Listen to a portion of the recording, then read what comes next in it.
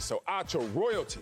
Can Russell Wilson and the Seahawks still coexist? Big dog, they can coexist, but it won't be healthy.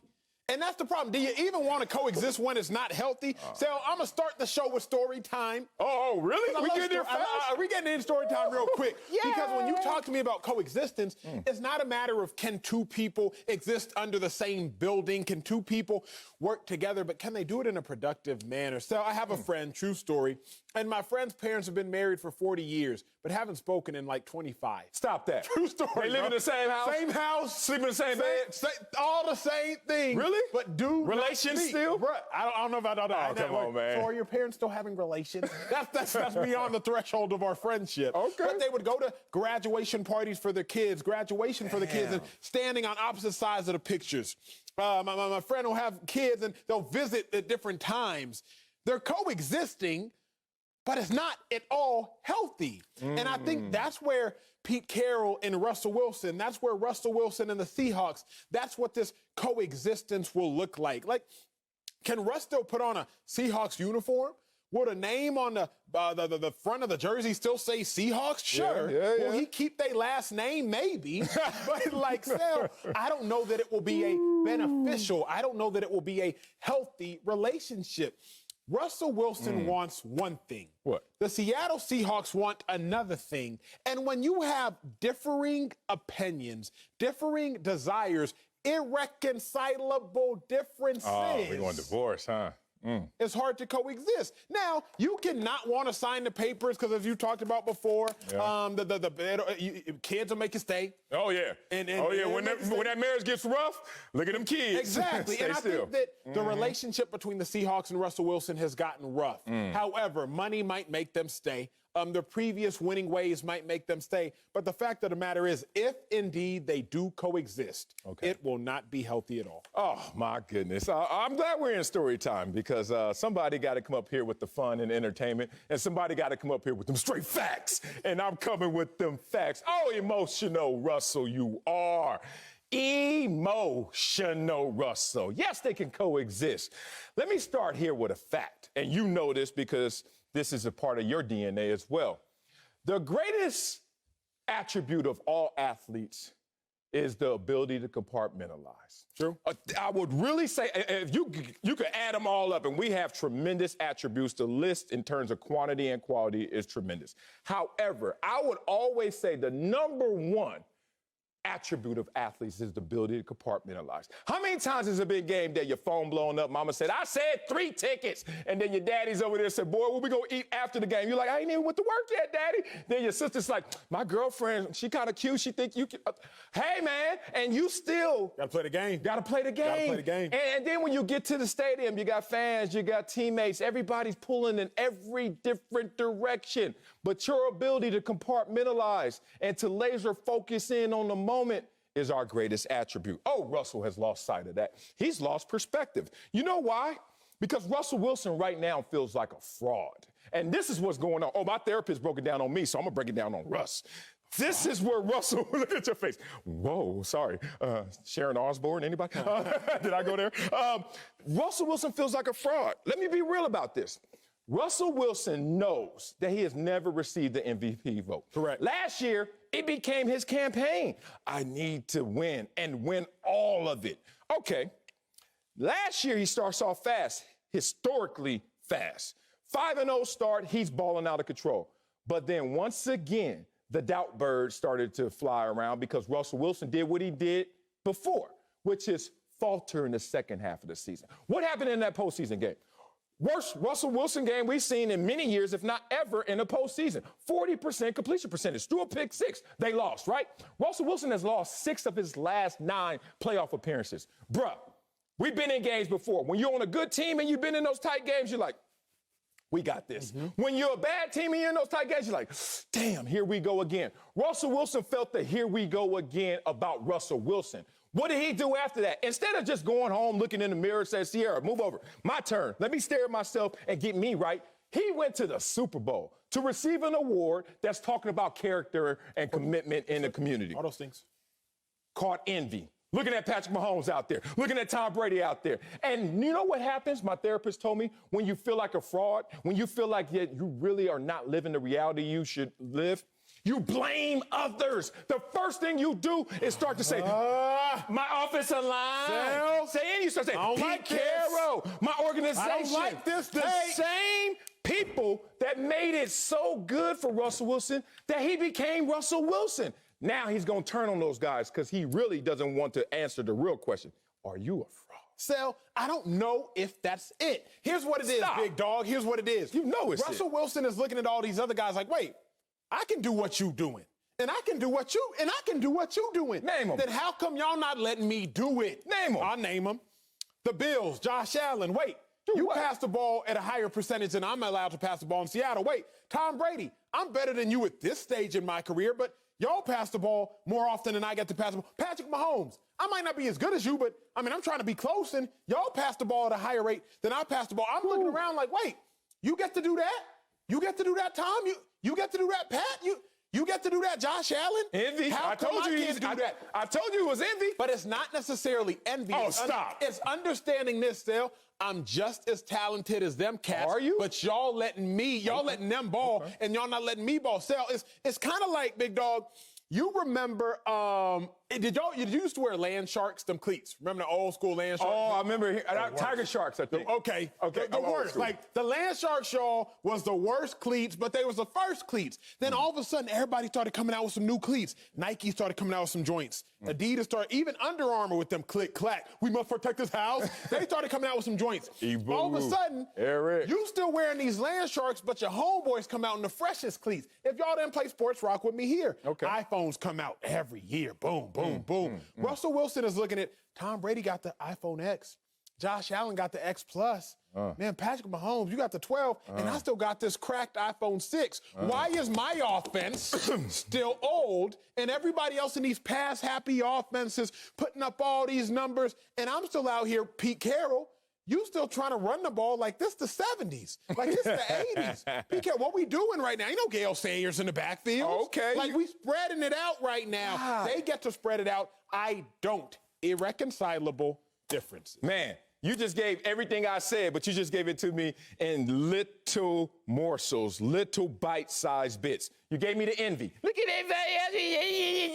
And then, boy, Russell Wilson, boy, if I see you in the streets, boy, we're going to have a conversation. And then you gave me the blame game. Oh, hey, Pete Carroll, why can't I get to throw the ball like everybody else? Because Pete Carroll said, bruh, you forgot I helped make you, homeboy. Who are you without the Legion of Boom? When he had the number one defense, those were the years where we were talking about, look at Russell Wilson. Oh, he's a good quarterback that is continuing to grow. He got the equity from Pete Carroll and the Legion of Boom. A Super Bowl win and another Super Bowl appearance. Then Pete Carroll's like, you know what, Russ? Maybe you are right. Let me let you cook. You have lost 6 of your last 9 playoff appearances. Let me let you cook. You ain't got an MVP vote yet. You keep talking about all these other dudes, dog. Not only did they get votes, they won the MVP. So you are not them. And if you think you are, you better make sure you remind yourself that I'm part of the reason you are that. Because if he doesn't have the Legion of Boom, he doesn't have that running game of Marshawn Lynch early. Be real. Okay. If we did a blind resume and looked at Phillip Rivers and we looked at Russell Wilson, without the Legion of Boom and all that support, that's fair. You be looking at the same dude damn near. So stop with this blame game, bro. Let me throw a butt in there. Let me throw a big butt in there, all the curves. I'm going to say it like this, Sal. Remember, Tom Brady's only gone to the Super Bowl 8 out of the 9 Super Bowls, I believe, top 10 defenses. You said it just 2 days ago. Tom Brady's first Super Bowl, he had 18 passing touchdowns, 12 picks that year. Top flight defense. Second Super Bowl, top flight defense. All these great quarterbacks, they are in fact great, but their defenses are great along with them. The good quarterbacks are really good, but their defenses undermine them. So I'm not going to be like, wait, Russell Wilson, you ain't accomplished nothing without a good defense. Because we could all say, wait, Tom Brady, you ain't accomplished nothing without a good defense. Don't you change this. Hey. Remember the Buccaneers defense this year was what, number 7 this year? Remember the Buccaneers defense was top flight. Wait a minute. So all I'm going to say is this. If you are going to be like, hey, I made you, you ain't nothing without these good defenses, I would say nobody serves anything without these good defenses. But these good defenses are nothing without me either. Oh, wait a minute. I love how you move them goalposts. This is a conversation about can they coexist. Yes, you know why? Because Tom Brady, with those great defenses, realized that he needed Belichick, or at least they had a good enough relationship where he never blamed anybody. He never looked at his offensive line. He never looked at his defense. He just left. Hold on. He just left. 20 damn years? He left. He left because of the offense, and he still didn't blame him. He still didn't pull his card. Hold on. And this is Tom Brady with 6 Super Bowls, been in 9, and he still didn't blame a damn soul. But he left. But hold on. You know why he left? Because they had those irreconcilable. Okay, but I ain't never getting divorced. I don't want to say the word. Irreconcilable differences. BLE. That's it. He didn't want that. He was just like, you know what? I have higher character than that. The last thing I'm going to do is go out like this, like Russell Wilson. I can't work with you. And last time I checked, even when Belichick and Brady were beefing, all the way reports go back to 2014, it worked. They went to 3 Super Bowls since then. They won 2 of them. He won an MVP. And that's when they were beefing. So hold on. You trying to say they can't coexist when Tom Brady just showed you, not only do you not have to blame somebody, but you can coexist. Let's go to another sport. Didn't Phil Jackson write a book? And Kobe Bryant, rest in peace, was the focus of that book. And he went in on Kobe Bryant. And then he also became his coach once again. And they won 2 championships. This new era of emotional individual. And then saying that you can't coexist and still succeed at the highest level is just because you're caught up in your feelings. But it's not just your feelings. Let's be real again. Let's dive into places that might be beyond our jurisdiction. Like Russell that word, irreconcilable. Russell Wilson may also be caught up in his pocketbooks. What you mean? He got paid twice already. His guaranteed money is out. Yeah. I'm out of guaranteed so bread. We get brand new when we ain't got no money. Well, we have to be cognizant of the fact that we get brand broke. Okay? Russell Wilson is now paying $1 million a year, so they say, just to his trainers, just for his diet. Right. He used to live in a lifestyle. He's looking around like, hey, I got to make sure I can keep this up. Remember, Tom Brady, he could take pay cuts. Tom Brady was Gucci. Between him and he was good. But also, what happened in the middle of the dynasties right around 2007? Pete Carroll said, okay, let's see if we can do, Randy Moss. Just get one of the best receivers of all time in his prime. Go ahead and add him to the roster. Russell Wilson is looking around like, hey now, I need some help. Please, if I'm going to stay here, I need some help, and I want you to run this offense through me. Pete Carroll don't want to do that, Sel. At the end of the day, they're looking at things through 2 different vantage points. Both are right. Every now and then, not even every now and then, whenever there's a breakup, we always try to blame somebody, right? I said that in the beginning. You said no. People on social media like, oh, wait a second. Then Acho used to date so-and-so. Oh, I wonder if they broke up because of this reason. I wonder if what if there's just a mutually beneficial parting of ways? Russell Wilson's not at fault for trying to look at his pocketbooks, for trying to realize he's a top 5 quarterback. I want offenses to run through me. And Pete Carroll's not at fault for saying, I win by playing defense with a game manager. Both can be right. They don't need to coexist. They can just go their separate ways because they can't coexist. Man. Woo. I got a 5-year-old son. I hope he doesn't grow up inspired by these athletes who like, they inspired by money. They inspired by money. Okay, but that means if you are crying about your money and you're crying about your $1 million dietitians and nutritionists, that means you already got some money. And how'd you get that money? Seattle paid you once. Seattle paid you twice. Oh, it's not just about the money because now the money guaranteed is running out. What you complaining about? You know how much we already have given you, Russell Wilson? Let's talk about this. You want to talk about the assets we've given you, Russell Wilson? Talk to me. Since you've been drafted, who has the #1 rushing attack in football since you've been drafted? You, Russell Wilson. Okay, that's not good enough. Since you've been drafted, who has the #1 scoring defense and #1 total defense tied? You, Russell Wilson. Since you've been drafted, let's talk about who you have right now. Name teams that have 2 1,000-plus receivers. I'll wait. Name them, because there's only a couple. And you're talking about him having DK Metcalf, Tyler Lockett, and there's only 2 other teams out there. What are we talking about? So you had running game, you had defense, and now you got weapons. and you want to go somewhere else just because you went to the Super Bowl and realized that those guys are in situations that they're making better instead of complaining and blaming others. Here's the problem. And I can see how I would hate to have to argue with you. And a Hall of Fame coach. Because here's the problem, Sel, it's this. Love language is big, dog. Oh, let's go. Love language is big, dog. You know 5 love languages, yes. quality time, physical touch, acts of service, words of affirmation, gifts. Y'all read up on them at home. Russell Wilson is like, hey, Pete Carroll, you're paying me in running the ball, Pete.